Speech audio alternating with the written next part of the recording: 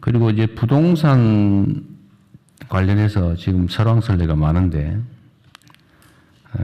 여전히 그런 인식이 있는 것 같아요. 부동산 불패, 뭐 어떻게 시장이 정부가 시장을 이기겠냐. 결국은 뭐 정치적 이유로 뭐 압력이 높으면 포기하겠지, 버티자, 뭐 이런 사람들이 좀 있는 것 같습니다. 근데 이 부동산 투기를 방치하면 나라 망합니다.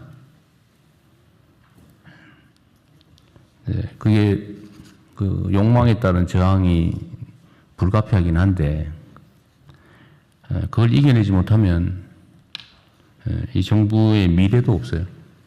이 나라의 미래도 없습니다. 철저하게 준비를 잘 하셔야 되겠어요.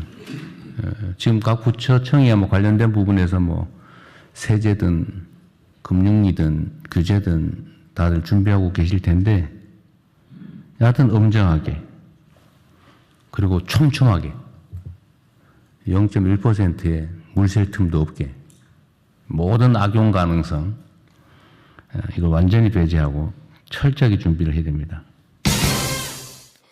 자, 이재명 대통령이 어제 국무회의와 SNS를 통해서 나라 망치는 악질 부동산 범죄 꼭 뿌리를 뽑겠다 이렇게 밝혔습니다.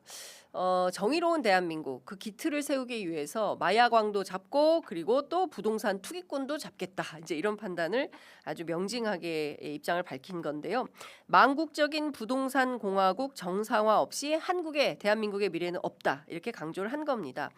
무엇보다 대통령이 부동산 범죄 1차 특별단속 결과 및 2차 특별단속 계획 자료를 공유했는데요.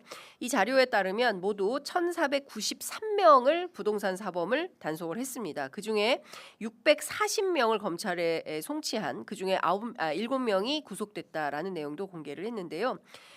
이 자료는 이재명 대통령이 지시해서 작성된 부동산 범죄 특별단속 실시 결과를 담고 있습니다. 유형별로 살펴보겠습니다. 공급질서 교란 448명 제일 많았습니다. 농지투기 293명, 집값 띄우기 등 불법 중개 254명, 내부정보 이용 재개발 비리, 기획부동산, 명의신탁 등 다양한 방식의 시장 교란 행위들이 확인이 됐습니다. 무엇보다 부동산 거래를 담당하는 공인중개사들이 132명으로 이 범죄에 아주 높은 비중을 차지한 점이 눈에 띕니다. 게다가 공무원도 43명이나 포함이 된 걸로 나타났다는 것인데요. 거래 현장 정책 집행 과정 전반에서 불법 행위가 광범위하게 발생하고 있다. 이런 분석이 가능한 것입니다. 그러니까 공무원, 업자, 그다음에 거래소, 소비자 이게 다 같이 짬짬이 하면서 같이 해먹고 있었던 거 아니냐 이런 비판이 가능한 것이죠. 그러니까 법 잘 지키고 규칙 잘 지키고 이랬던 사람들이 오히려 이 투기꾼들에 의해서 피해를 보는 이 망국적 행태가 아니고 무엇이겠습니까? 바로 대통령이 이 점을 지적한 게 아닌가라는 생각이 좀 듭니다. 특히 시세보다 높은 가격으로 허위로 신고한 다음에 계약을 해지하는 방식으로 집값을 끌어올리는 이른바 허위거래 이거 매우 심각하고요.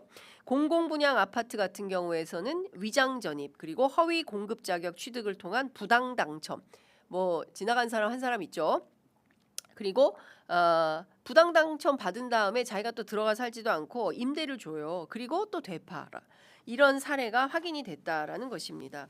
심지어 재건축 재개발 과정에서는 입찰 알선 대가로 금품을 수수하거나 또는 용역비를 부풀려서 이익을 챙긴 사례도 발각이 됐다라 이런 겁니다. 그야말로 부동산 불법 백태가 저음입 가경이다 이렇게 말씀드릴 수 있겠습니다. 여기에 기획부동산, 농지투기 이것도 주요한 단속 대상이었는데요. 개발 예정지를 미끼로 해가지고 투자자들을 모집하거나 농업 경영 의사가 없는데 농지를 취득해가지고 불법 전용하거나 임대한 사례도 다수 확인이 됐다라는 것입니다. 명의신탁을 통한 세금 회피와 불법 거래도 적발이 됐다고 하는데요. 야, 이 정도면 진짜 부동산 불법 공화국이 아닌가라는 비판에 직면하게 되지 않을까 싶습니다. 이대로 그냥 놔두고 집값만 잡으면 된다.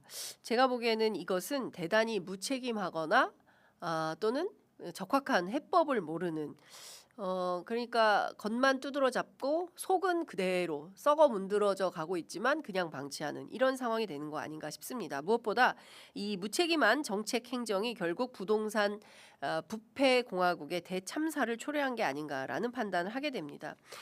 특히 저희가 이따가 김태선 의원님 오시면 여쭤보려고 하는데요.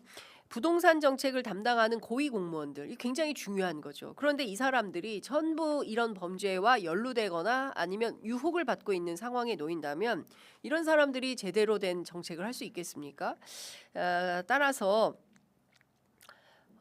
다주택자 그리고 부동산과 관련해서 투기 혐의가 있어 보이는 사람들은 당연히 이 업무에서 배제하는 것이 옳다라는 생각이 좀 듭니다. 나에게 이익이 되는 방향으로 정책 결정하면서 펜대를 굴리기 때문에 오늘날 부동산 뭐 강남 불패 신화 뭐 이런 것들이 써지는 것이고요. 그리고 이렇게 적발된 범죄 사실들이 지속적으로 계속 반복 되풀이됐던 거 아닌가라는 생각이 좀 듭니다. 특히 이 말씀 좀 드리고 싶습니다. 이재명 정부에서는 과거 문재인 정부 때처럼 이 부동산 정책을 추진함에 있어서 고위공직자, 뭐 민정수석이 그만두거나 자신의 지역구인 청주의 집은 팔아버리고 똘똘한 강남 한 채 이건 쥐고 있는 이런 정말 납득하기 어려운 이런 고위공직자들이 없었으면 좋겠다라는 바람입니다.